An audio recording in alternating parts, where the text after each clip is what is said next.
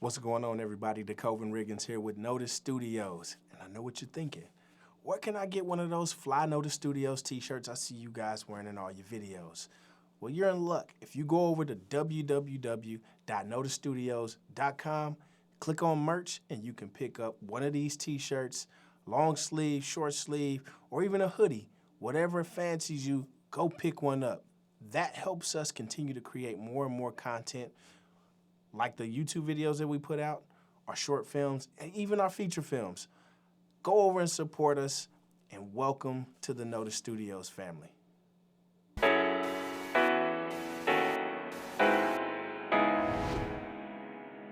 What's going on, everybody? DeKoven Riggins here again, back with a few quick tips in Fairlight DaVinci Resolve 17. So previously, I gave you all a few tips. I'm going to give you some more. Like I said, there's going to be a lot more coming with the tips because a lot of the basics, once you learn them and you learn these little quick tips, you can move around and edit a lot faster. So the first tip, J, K, and L. J allows you to rewind. So if you hit the J key, K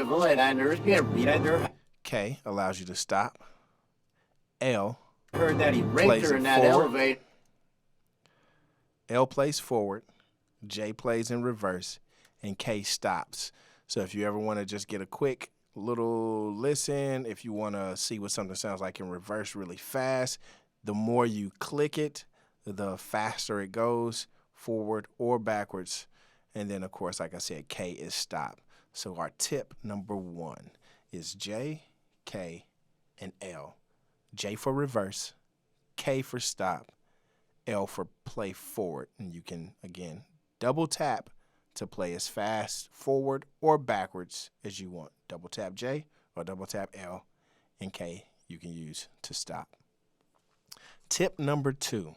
So previous video, I told you all about how to reset waveforms, how to zoom into a waveform if you have something that's really small and you want to zoom way in, and then how to reset that waveform.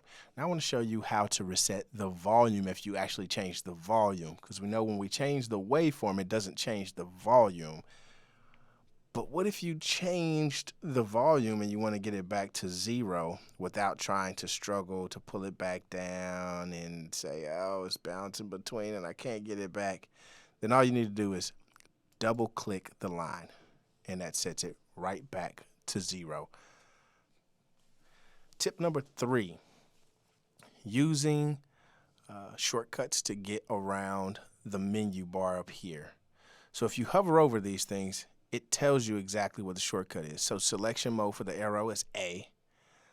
Selection mode for the range is R.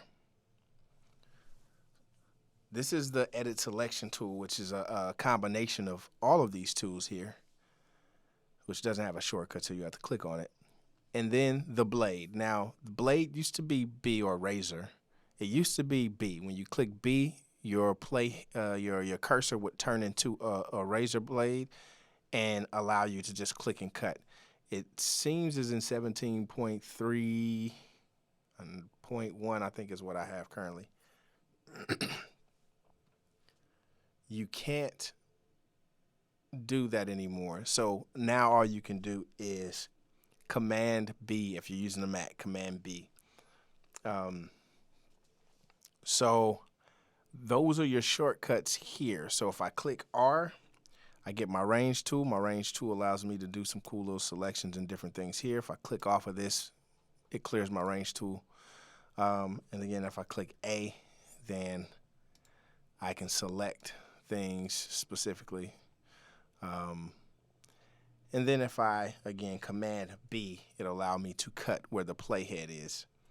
And then Command Z allows me to undo that.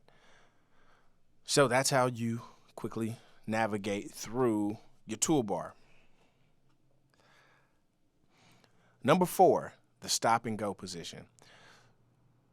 So let's say you are working from a particular spot. Let's say this spot right here in the See, and you want it to always reset to this point instead of having to try to figure out, okay, where's my starting point? I'm going to be here for a minute. And you don't want to set in and out points because you don't feel like looping, which I'll show you in and out points on another video.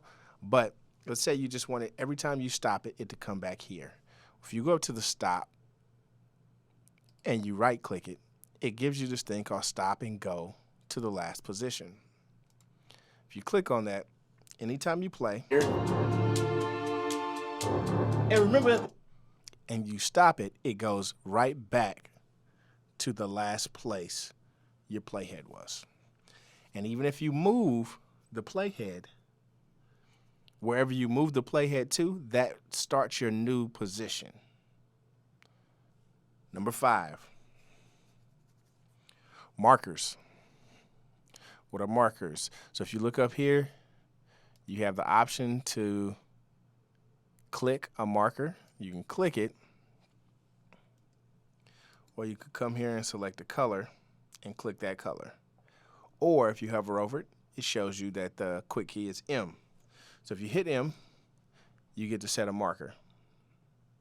Let's say we set a lot of markers. So we got a lot of places to change things, a lot of things that need to happen.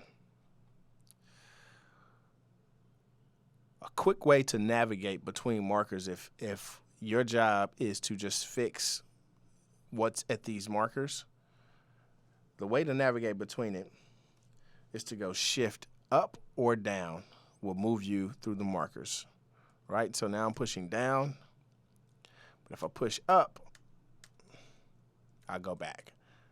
And so that's a quick way to navigate between markers. Another cool thing about markers is I can double click on this marker and it shows me everything, my duration, my time. If I needed to put it at a specific time, I could then do that here and how long the marker should run.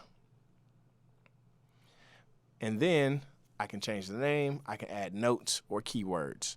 Another thing is if there's a theme within my markers as far as what I'm doing to these markers, let's say it's voiceovers, then I can change them all to green, go to each one and change them to be green so that anytime I see green, I know it's a voiceover. Or if I'm marking for someone else, I can make them a key and tell them green means voiceover, red means sound effect, blue means dialogue cleanup. All of these different things that you can do using markers. Number 6 is keyframes. And this is something that was really good for me to learn quickly because it allows me to edit dialogue really fast. And so if I want to, let's say, turn down this big strip here, I would create a keyframe. Now, there's a couple of ways I could do that.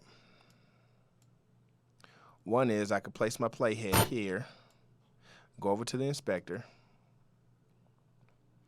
and then I could set a keyframe clicking this button right here. Right, that'll set me a point. Now, that's cool to know how to do it that way, but it's a lot easier if I just hold Option and click the points that I want. Simple as that. Then I can pull something down, expand it up, whatever I want to do. But it's as easy as holding down Option and clicking wherever I want to set my keyframes. And then, of course, if it's red and I hit delete, I can not delete the whole thing. If it's red here, I can delete the keyframe itself without deleting my whole project in the timeline. But that is the tips I have for you today. Hopefully this video has been helpful to you. Like and subscribe, comment anything else that you want me to show you about how to navigate Fairlight easier in DaVinci Resolve 17. Like I said, I'm DeCoven. We'll see you next time.